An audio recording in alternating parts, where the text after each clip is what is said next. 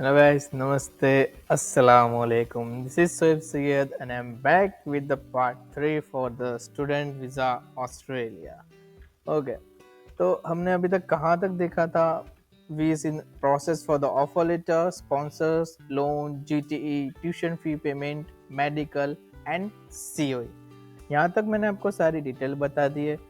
क्या क्या डॉक्यूमेंट्स आपको चेक लिस्ट में रखना पड़ेगा वो दिखा दिया है, और हमने उसके अंदर क्या किया और हमारा प्रोसेस कैसे और कहाँ तक हुआ, कितने टाइम में हुआ, वो सारी इंफॉर्मेशन मैंने आपको पास की है। अब लास्ट एक चीज़ बाकी है for the process is visa file lodge. Visa file lodge, अब इसके अंदर आपको क्या डॉक्यूमेंट्स प्रिपेयर करना रहेगा, कितनी चीज़ें देखनी पड़ेगी, किस तरीके से करना है, वो डिटेल मैं ये पार्ट 3 के अंदर आपको शेयर करूँगा। तो चलिए आगे देखते हैं, बने रहिए। Thank you. तो अब हम आगे बढ़ते हैं वीज़ा फाइल लॉन्च की प्रोसेस पे। तो सबसे पहले आपको क्या करना रहेगा, आपको सारे जो भी डॉक्यूमेंट्स आपने अभी तक प्रिपेयर किए हैं, और ये जो लिस्ट के अंदर मोस्टली जितने भी डॉक्यूमेंट्स हैं उतनी सारे डॉक्यूमेंट्स की ट्रू कॉपी करवानी पड़ेगी। जो भी नोटरी करता है आपके आसपास, वहाँ पे जाके आपको नोटराइज करवाना पड़ेगा वो डॉक्यूमेंट्स का, और उसके बाद उसका स्कैन कॉपी करना रहेगा फॉर द सबमिशन। सो आपका पासपोर्ट, जितने भी आपके पासपोर्ट्स है नए पुराने, सबका आपको नोटराइज करवा के स्कैन करवा के रखना होगा और आपको सबमिट करना रहेगा। उसके बाद आधार कार्ड हो गया, ऑल एकेडमिक डॉक्यूमेंट्स, आपका 10th 12th कॉलेज, बैचलर्स किया तो बैचलर्स, मास्टर किया है तो मास्टर्स, जितने भी आपके मार्कशीट्स है सबका आपको ट्रू कॉपी करवाना पड़ेगा। उसके बाद है ऑल वर्क डॉक्यूमेंट्स। अब आपका ऑफर लेटर हो गया, experience letter, increment letter, salary slip जो है 6 मंथ की वो, बट ये तभी होगा जब ये आपके ऊपर अप्लाई करता है। अगर आपने कहीं जॉब की है और आपको एक्सपीरियंस आप बता रहे हो, या जो गैप आपने दिखाई है, लाइक एज अ एग्जांपल मेरी 6 साल की गैप थी। मैं 2017 में पास आउट हूँ और उसके बाद 2023 में मैंने फाइल लॉन्च करनी है, ठीक है। तो इन बिटवीन मैंने जो भी काम किया है, वो जिन कंपनीज के साथ काम किया, वो सारी डिटेल मुझे उनको देनी रहेगी फॉर द रेफरेंस। ओके, उसके बाद है बैंक स्टेटमेंट। उसके बाद आएगा affidavit of sponsor, same name affidavit. वो जो आपने लास्ट मैंने जीटी प्रोसेस बताई थी, उसके अंदर मोस्टली जो डॉक्यूमेंट्स है वो सारे कवर होने वाले।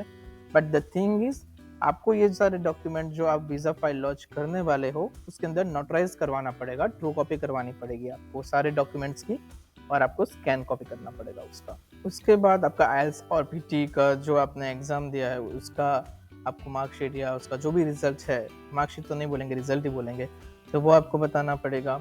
उसके बाद आईटीआर ऑफ स्पॉन्सर, जो मैंने पहले आपको जीटी प्रोसेस के अंदर भी बता दिया कि आपको सबमिट करना है, बस उसी का आपको नोटराइज ट्रू कॉपी करवाना पड़ेगा।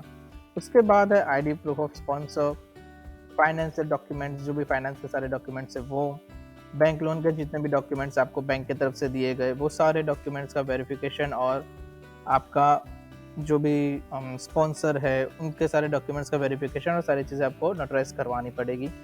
उसके बाद वैक्सीन सर्टिफिकेट। ब्रो कोविड-19 ने ये एक काम बहुत बढ़ा दिया है कि आपको वैक्सीन सर्टिफिकेट आपका जो भी है वो आपको सबमिट करवाना पड़ेगा। ओके, सो मेक श्योर कि आप दोनों डोज ले चुके हो और बूस्टर डोज भी ले चुके हो, और उसके बाद आप वो वैक्सीन सर्टिफिकेट सबमिट करें।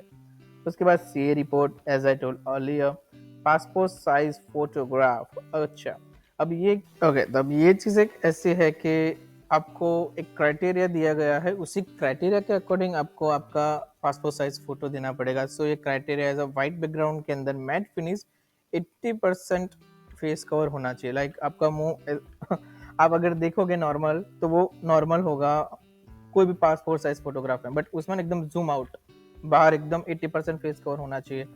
बहुत ही बड़ा मुंह लगेगा भाई मेरा बहुत ही अजीब लग रहा था मुझे जब मैंने सबसे पहली बार देखा था मेरा फोटो, राइट।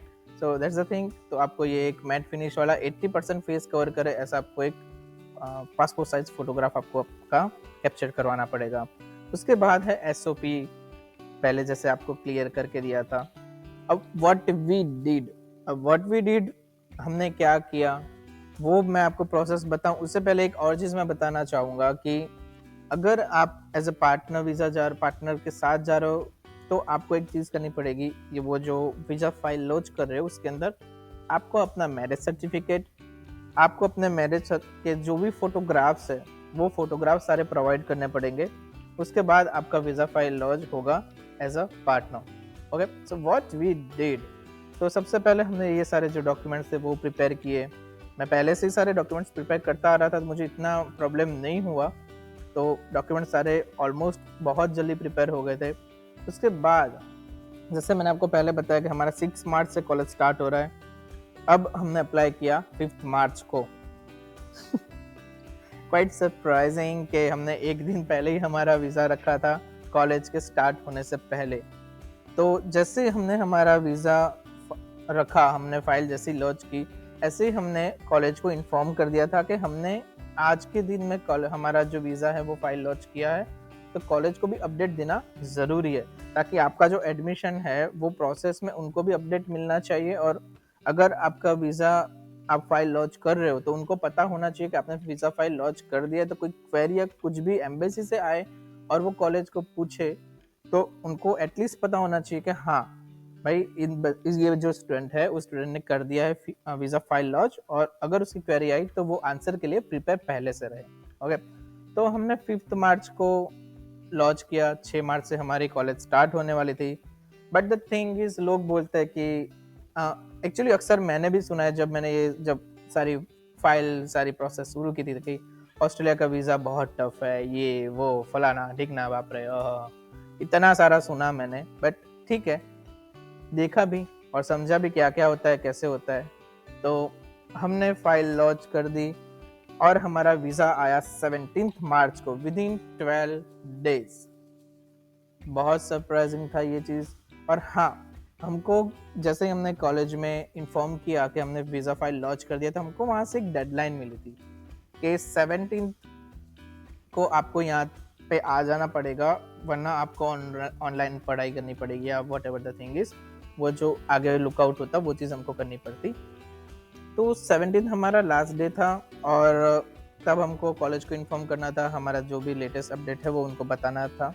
और उसी दिन सरप्राइजिंगली हमको सुबह में हमारा वीज़ा आ गया। और द बेस्ट थिंग इज़, हम दोनों का यानी मेरा और मेरी वाइफ का, वो जो स्टूडेंट पे है वीज़ा पे है, हम दोनों का एक साथ वीज़ा आया।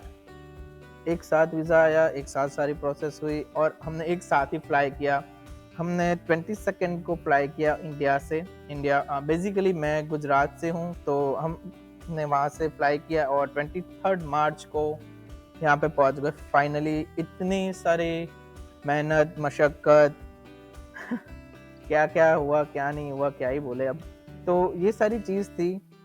तो मैंने आपको सारी प्रोसेस बता दी है।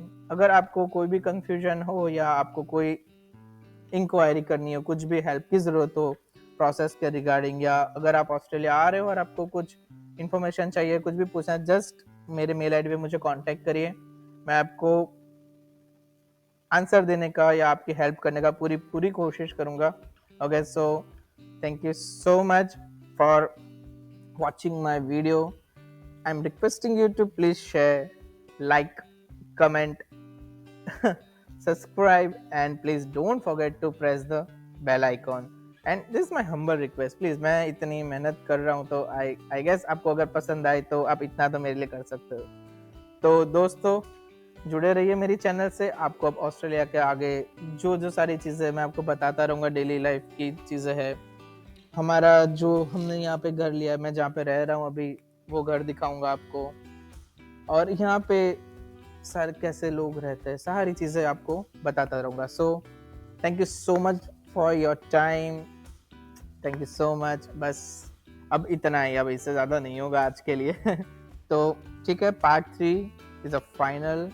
और अब मैं यहाँ पे ये जो प्रोसेस के वीडियोस है वो अभी, अगर कोई ज़रूरत रही तो you can just mail me, मैं वहाँ पे आपको क्वेरीज अपनी सॉल्व करता रहूँगा। और कुछ update I I will make an video. Okay fine, so thank you so much, मिलते बहुत जल्द। अल्लाह हाफिज़।